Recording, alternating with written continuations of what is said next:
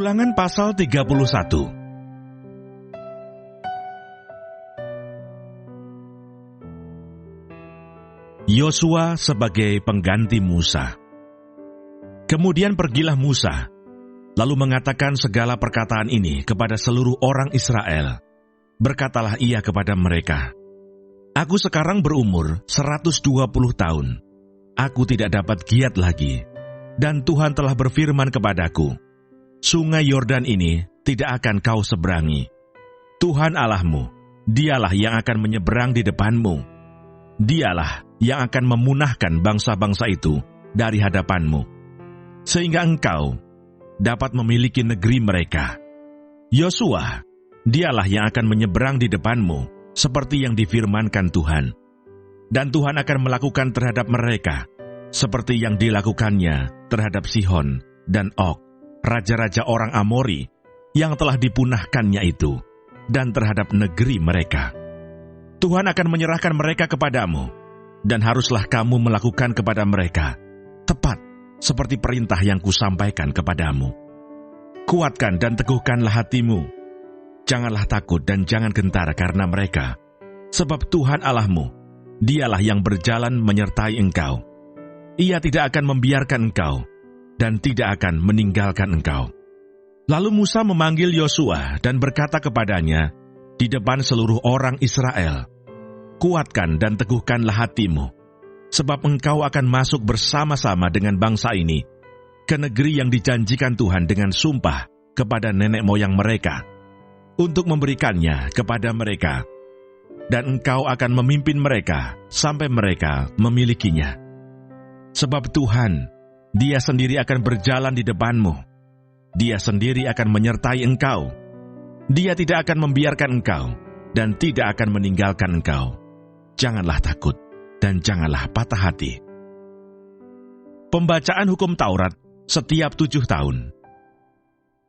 Setelah hukum Taurat itu dituliskan Musa, maka diberikannya kepada imam-imam Bani Lewi yang mengangkut tabut perjanjian Tuhan, dan kepada segala tua-tua Israel. Dan Musa memerintahkan kepada mereka demikian. Pada akhir 7 tahun, pada waktu yang telah ditetapkan dalam tahun penghapusan utang, yakni hari raya Pondok Daun, apabila seluruh orang Israel datang menghadap hadirat Tuhan Allahmu di tempat yang akan dipilihnya, maka haruslah engkau membacakan hukum Taurat ini di depan seluruh orang Israel. Seluruh bangsa itu berkumpul, laki-laki, perempuan dan anak-anak, dan orang asing yang diam di dalam tempatmu, supaya mereka mendengarnya dan belajar takut akan Tuhan Allahmu, dan mereka melakukan dengan setia segala perkataan hukum Taurat ini, dan supaya anak-anak mereka yang tidak mengetahuinya dapat mendengarnya dan belajar takut akan Tuhan Allahmu. Selama kamu hidup di tanah, kemana kamu pergi, menyeberangi sungai Yordan untuk mendudukinya. Pendahuluan nyanyian Musa. Kemudian berfirmanlah Tuhan kepada Musa, "Sesungguhnya sudah dekat waktunya bahwa engkau akan mati.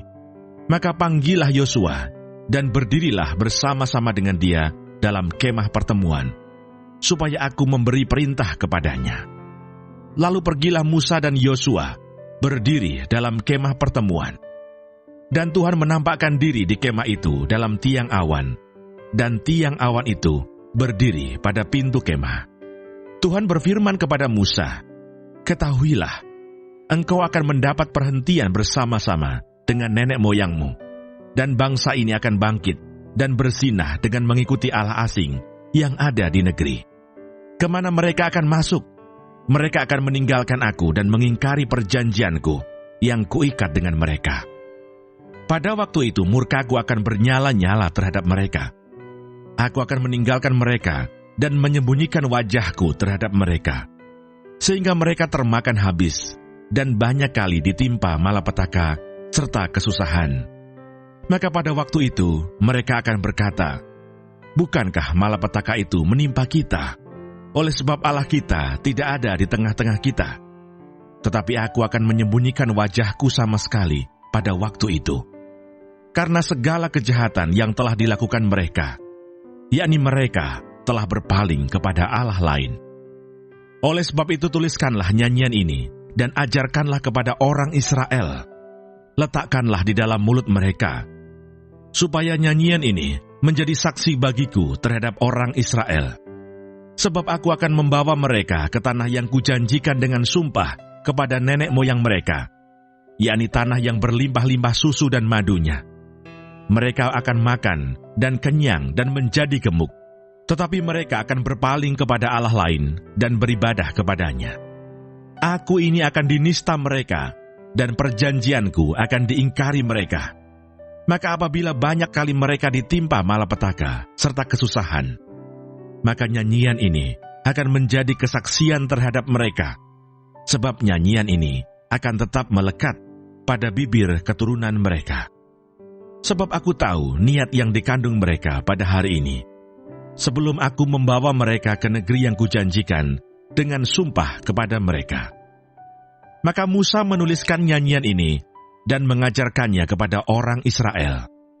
Kepada Yosua bin Nun diberinya perintah firman-Nya, "Kuatkan dan teguhkanlah hatimu, sebab engkau akan membawa orang Israel ke negeri yang kujanjikan dengan sumpah kepada mereka, dan aku akan menyertai engkau."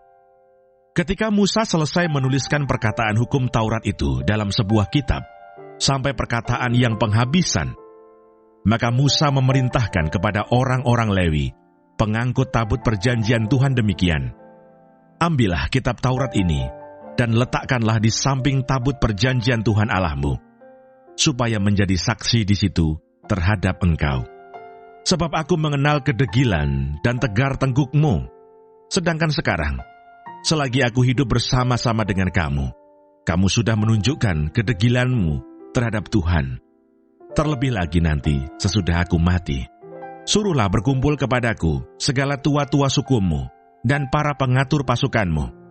Maka aku akan mengatakan hal yang berikut kepada mereka, dan memanggil langit dan bumi menjadi saksi terhadap mereka.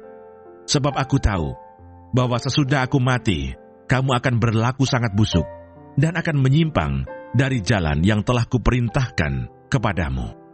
Sebab itu di kemudian hari, malapetaka akan menimpa kamu, apabila kamu berbuat yang jahat di mata Tuhan dan menimbulkan sakit hatinya dengan perbuatan tanganmu."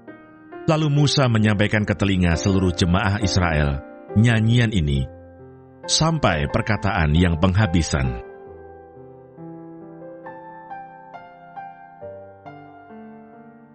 Ulangan pasal 32.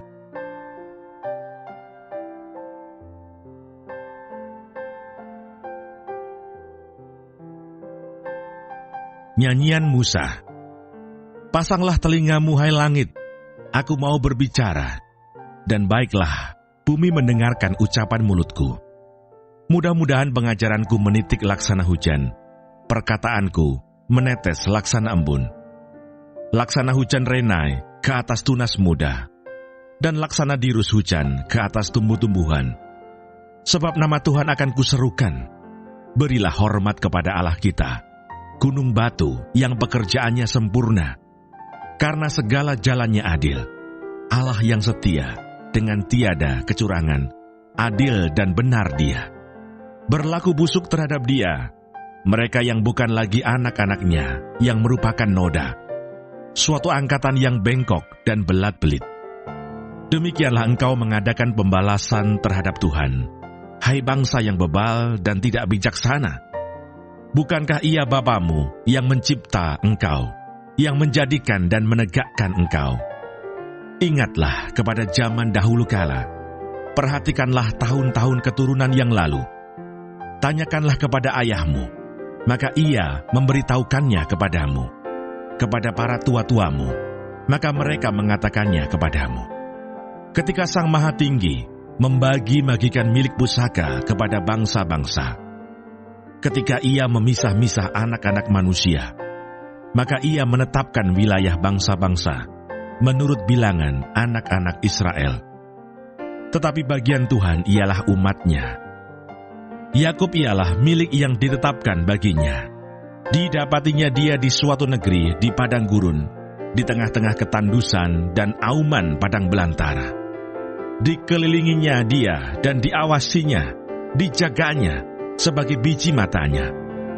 Laksana Raja Wali menggoyang bangkitkan isi sarangnya, melayang-layang di atas anak-anaknya, mengembangkan sayapnya, menampung seekor, dan mendukungnya di atas kepaknya.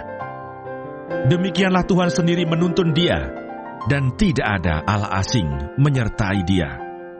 Dibuatnya dia berkendaraan, mengatasi bukit-bukit di bumi, dan memakan hasil dari ladang. Dibuatnya dia mengisap madu dari bukit batu, dan minyak dari gunung batu yang keras. Dadih dari lembu sapi dan susu kambing domba, dengan lemak anak-anak domba, dan domba-domba jantan dari Basan, dan kambing-kambing jantan dengan gandum yang terbaik. Juga darah buah anggur yang berbuih engkau minum. Lalu menjadi gemuklah Yesurun dan menendang ke belakang. Bertambah gemuk engkau, gendut dan tambun. Dan ia meninggalkan Allah yang telah menjadikan dia. Ia memandang rendah gunung batu keselamatannya.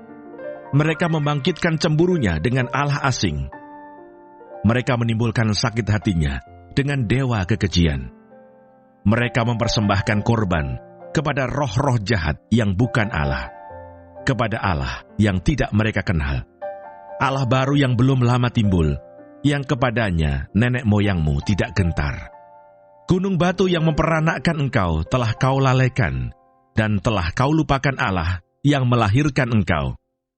Ketika Tuhan melihat hal itu, maka ia menolak mereka, karena ia sakit hati oleh anak-anaknya lelaki dan perempuan. Ia berfirman, "Aku hendak menyembunyikan wajahku terhadap mereka, dan melihat bagaimana kesudahan mereka. Sebab mereka itu suatu angkatan yang bengkok, anak-anak yang tidak mempunyai kesetiaan. Mereka membangkitkan cemburuku dengan yang bukan Allah. Mereka menimbulkan sakit hatiku dengan berhala mereka. Sebab itu aku akan membangkitkan cemburu mereka dengan yang bukan umat, dan akan menyakiti hati mereka dengan bangsa yang bebal. Sebab api telah dinyalakan oleh murkaku, dan bernyala-nyala sampai ke bagian dunia orang mati yang paling bawah. Api itu memakan bumi dengan hasilnya, dan menghanguskan dasar gunung-gunung. Aku akan menimbun malapetaka ke atas mereka. Seluruh anak panahku akan kutembakkan kepada mereka. Apabila mereka sudah lemas karena lapar, dan merana oleh demam yang membara, dan oleh penyakit sampar, maka aku akan melepaskan taring binatang buas kepada mereka, dan racun binatang yang menjalar di dalam debu. Pedang di luar rumah, dan kengerian di dalam kamar akan melenyapkan teruna maupun darah, anak menyusu serta orang ubanan. Seharusnya aku berfirman, aku meniupkan mereka, melenyapkan ingatan kepada mereka dari antara manusia. Tetapi aku khawatir disakiti hatiku oleh musuh. Jangan-jangan lawan mereka salah mengerti. Jangan-jangan mereka berkata, tangan kami jaya, bukanlah Tuhan yang melakukan semuanya ini. Sebab mereka itu suatu bangsa yang tidak punya pertimbangan, dan tidak ada pengertian pada mereka. Sekiranya mereka bijaksana, tentulah mereka mengerti hal ini, dan memperhatikan kesudahan mereka. Bagaimana mungkin satu orang dapat mengejar 1.000 orang, dan 2 orang dapat membuat lari 10.000 orang? Kalau tidak gunung batu mereka telah menjual mereka, dan Tuhan telah menyerahkan mereka. Sebab bukanlah seperti gunung batu, kita gunung batu orang-orang itu. Musuh kita boleh menjadi hakim. Sesungguhnya pohon anggur mereka berasal dari pohon anggur Sodom, dan dari kebun-kebun Gomora. Buah anggur mereka adalah buah anggur yang beracun, pahit gugusan-gugusannya.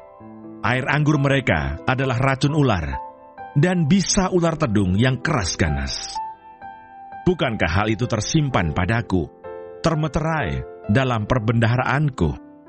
Hakkulah dendam dan pembalasan pada waktu kaki mereka goyang, sebab hari bencana bagi mereka telah dekat.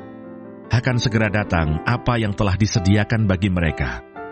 Sebab Tuhan akan memberi keadilan kepada umatnya, dan akan merasa sayang kepada hamba-hambanya. Apabila dilihatnya, bahwa kekuatan mereka sudah lenyap, dan baik hamba maupun orang merdeka sudah tiada. Maka ia akan berfirman, di manakah Allah mereka, gunung batu tempat mereka berlindung, yang memakan lemak dari korban sembelihan mereka, meminum anggur dari korban curahan mereka? Biarlah mereka bangkit untuk menolong kamu, sehingga kamu mendapat perlindungan. Lihatlah sekarang, bahwa akulah Dia. Tidak ada Allah kecuali aku. Akulah yang mematikan dan yang menghidupkan. Aku telah meremukkan, tetapi akulah yang menyembuhkan, dan seorang pun tidak ada yang dapat melepaskan dari tanganku. Sesungguhnya aku mengangkat tanganku ke langit dan berfirman, demi aku yang hidup selama-lamanya. Apabila aku mengasah pedangku yang berkilat-kilat, dan tanganku memegang penghukuman, maka aku membalas dendam kepada lawanku, dan mengadakan pembalasan kepada yang membenci aku. Aku akan memabukkan anak panahku dengan darah, dan pedangku akan memakan daging. Darah orang-orang yang mati tertikam, dan orang-orang yang tertawan. Dari kepala-kepala musuh yang berambut panjang, bersorak-sorailah, hai bangsa-bangsa, karena umatnya. Sebab ia membalaskan darah hamba-hambanya. Ia membalas dendam kepada lawannya dan mengadakan pendamaian bagi tanah umatnya. Nasihat Musa yang terakhir. Lalu datanglah Musa bersama-sama dengan Yosua bin Nun dan menyampaikan ke telinga bangsa itu segala perkataan nyanyian tadi. Setelah Musa selesai menyampaikan segala perkataan itu kepada seluruh orang Israel, berkatalah ia kepada mereka, perhatikanlah segala perkataan yang kuperingatkan kepadamu pada hari ini, supaya kamu memerintahkannya kepada anak-anakmu untuk melakukan dengan setia segala perkataan hukum Taurat ini. Sebab perkataan ini bukanlah perkataan hampa bagimu, tetapi itulah hidupmu. Dan dengan perkataan ini akan lanjut umurmu di tanah, kemana kamu pergi, menyeberangi sungai Yordan untuk mendudukinya. Ajal Musa mendekat. Pada hari itulah juga Tuhan berfirman kepada Musa, naiklah ke atas pegunungan Abarim, ke atas gunung Nebo, yang di tanah Moab, di tentangan Yeriko, dan pandanglah tanah Kanaan yang kuberikan kepada orang Israel menjadi miliknya. Kemudian engkau akan mati di atas gunung yang akan kau naiki itu, supaya engkau dikumpulkan kepada kaum leluhurmu, sama seperti Harun kakakmu, sudah meninggal di gunung Hor, dan dikumpulkan kepada kaum leluhurmu. Oleh sebab kamu telah berubah setia terhadap aku di tengah-tengah orang Israel, dekat mata air Meriba di Kades, di padang gurun Sin, dan oleh sebab kamu tidak menghormati kekudusanku di tengah-tengah orang Israel. Engkau boleh melihat negeri itu terbentang di depanmu, tetapi tidak boleh masuk ke sana, ke negeri yang kuberikan kepada orang Israel. Ulangan pasal 33.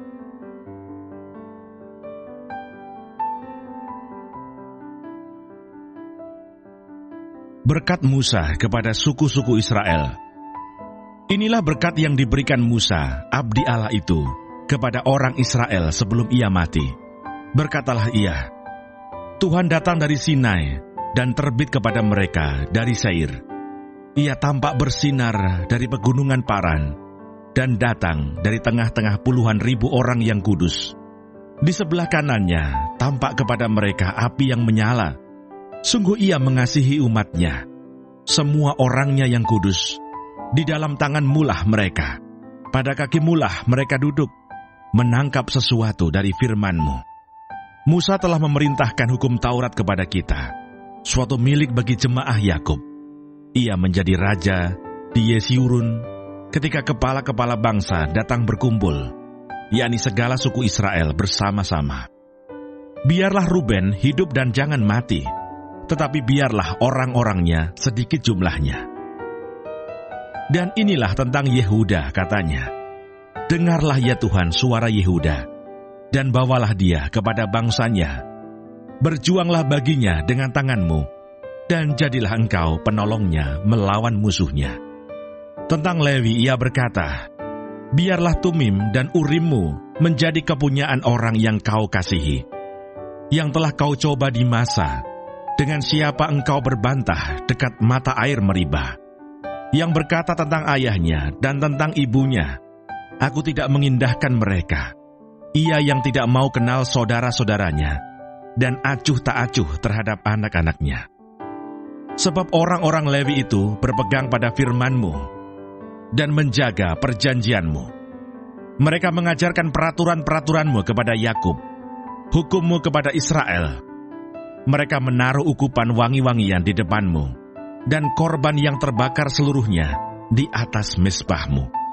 Berkatilah ya Tuhan kekuatannya, dan berkenanlah kepada pekerjaannya. Remukkanlah pinggang orang yang melawan Dia, dan yang membenci Dia, sehingga mereka tidak dapat bangkit. Tentang Benyamin ia berkata, kekasih Tuhan yang diam padanya dengan tentram. Tuhan melindungi dia setiap waktu, dan diam di antara lereng-lereng gunungnya. Tentang Yusuf ia berkata, kiranya negerinya diberkati oleh Tuhan dengan yang terbaik dari langit, dengan air embun, dan dengan air samudera raya yang ada di bawah. Dengan yang terbaik dari yang dihasilkan matahari, dan dengan yang terbaik dari yang ditumbuhkan bulan, dengan yang terutama dari gunung-gunung yang sejak dahulu, dan dengan yang terbaik dari bukit-bukit yang berabad-abad, dan dengan yang terbaik dari bumi serta segala isinya, dengan perkenanan Dia yang diam dalam semak duri. Biarlah itu semuanya turun ke atas kepala Yusuf, ke atas batu kepala orang yang teristimewa di antara saudara-saudaranya. Anak sulung lembu sapinya adalah kegemilangannya, dan tanduk-tanduknya seperti tanduk-tanduk lembu hutan. Dengan itu ia akan menanduk bangsa-bangsa seluruh bumi dari ujung ke ujung. Itulah orang Efraim yang puluhan ribu, dan itulah orang Manasye yang ribuan. Tentang Sebulon ia berkata, bersukacitalah hai Sebulon atas perjalanan-perjalananmu, dan engkau pun hai Isakar atas kemah-kemahmu. Bangsa-bangsa akan dipanggil mereka datang ke gunung. Di sanalah mereka akan mempersembahkan korban sembelihan yang benar, sebab mereka akan mengisap kelimpahan laut dan harta yang terpendam di dalam pasir. Tentang Gad ia berkata, terpujilah Dia yang memberi kelapangan kepada Gad. Seperti singa betina, ia diam dan menerkam lengan, bahkan batu kepala. Ia memiliki bagian yang terutama, sebab di sanalah tersimpan bagian panglima. Ia datang kepada para kepala bangsa itu. Dilakukannya kebenaran Tuhan, serta penghukuman-penghukumannya bersama-sama dengan orang Israel. Tentang Dan ia berkata, adapun Dan ialah anak singa yang melompat keluar dari Basan. Tentang Naftali ia berkata, Naftali kenyang dengan perkenanan dan penuh dengan berkat Tuhan. Milikilah Tasik dan wilayah sebelah selatan. Tentang Asyer ia berkata, diberkatilah Asyer di antara anak-anak lelaki. Biarlah ia disukai oleh saudara-saudaranya, dan biarlah ia mencelupkan kakinya ke dalam minyak.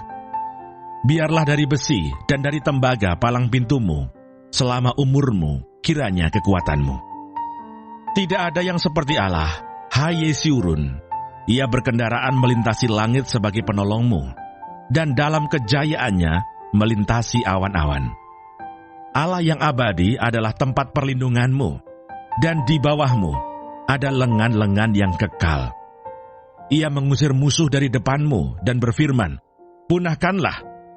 Maka Israel diam dengan tenteram, dan sumber Yakub diam tidak terganggu di dalam suatu negeri yang ada gandum dan anggur.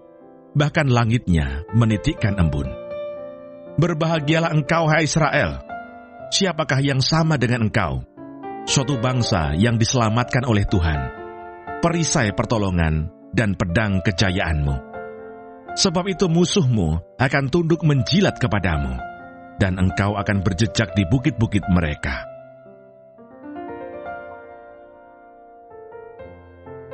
Ulangan pasal 34.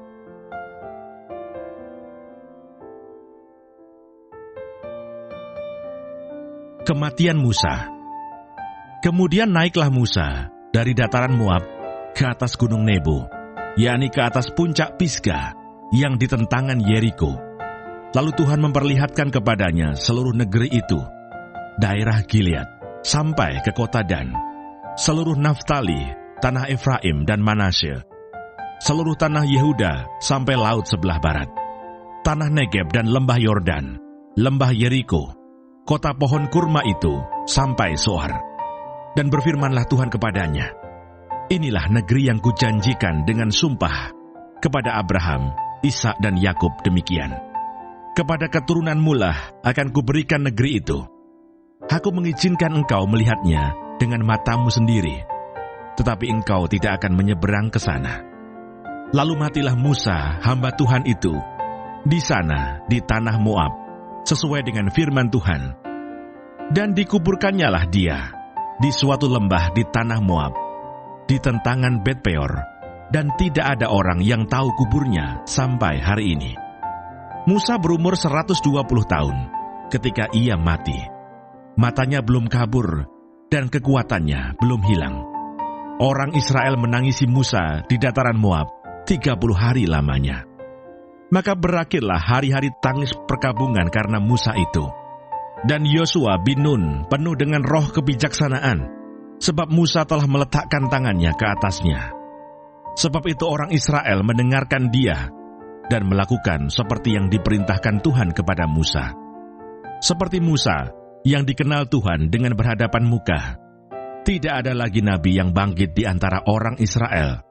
Dalam hal segala tanda dan mujizat yang dilakukannya atas perintah Tuhan di tanah Mesir, terhadap Firaun, dan terhadap semua pegawainya dan seluruh negerinya, dan dalam hal segala perbuatan kekuasaan dan segala kedahsyatan yang besar yang dilakukan Musa di depan seluruh orang Israel.